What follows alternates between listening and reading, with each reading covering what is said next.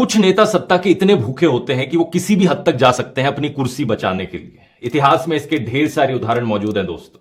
साल 1933 में German parliament पर आग लग गई थी। इसके पीछे आरोप एक कम्युनिस्ट आदमी पर डाला गया। हिटलर उस वक्त सिर्फ एक चांसलर था, लेकिन इस हादसे के बहाने से उसने पूरे देश में डर का माहौल फैलाया और देश का संविधान बदल डाला। इस हादसे के सिर्फ एक महीने बाद उसने ऐसे कानून पास किए जिसमें लोगों का बोलने का, लोगों का प्रोटेस्ट करने का अधिकार छीन लिया गया। और पता है क्या, बाद में पता चला कि पार्लियामेंट में आग लगाने वाले लोग हिटलर के नाजी पार्टी के ही लोग थे। कुछ इस तरीके से जर्मनी में तानाशाही की शुरुआत हुई थी।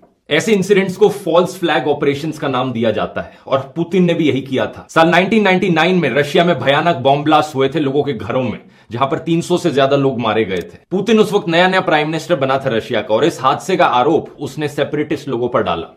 लेकिन इन हादसों का इस्तेमाल किया जाता है पूरे देश में डर का माहौल फैलाने के लिए, यह दिखाने के लिए कि देश खतरे में है सेपरेटिस्ट लोगों से, और अगर देश को कोई बचा सकता है तो वो पुतिन ही है। कुछ ही महीने बाद पुतिन देश का प्रेसिडेंट बन जाता है। बाद में पता चलता है इन बॉम्ब ब्लास्ट के पीछे रशियन इंटेलिजेंस एजेंसीज का हाथ था। वहां के ऑपोजिशन ने मांग भी उठाई थी कि इन बॉम्ब ब्लास्ट में एक पार्लियामेंट्री इन्वेस्टिगेशन हो, लेकिन पुतिन ने नहीं होने दी। एक इंडिपेंडेंट पब्लिक कमीशन भी बनाया गया था, लेकिन उसके 2 मेंबर्स की मिस्टीरियस सर्कमस्टांसेस में मौत हो गई और तीसरे को जेल में डाल दिया गया। कई हिस्टोरियंस मानते हैं कि इन बॉम्ब ब्लास्ट के पीछे पुतिन का खुद का ही हाथ था। यही चीज हाल ही में भी देखने को मिली, जो हमला हुआ था इसी साल रशिया में। यूएस इंटेलिजेंस एजेंसीज ने रशिया को बताया था कि हमला हो सकता है, लेकिन रशियन एजेंसीज ने कुछ नहीं किया।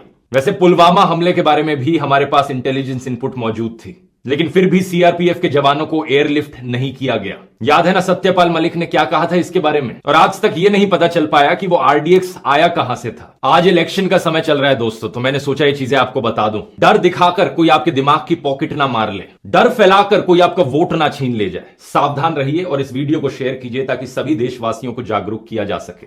जय हिंद।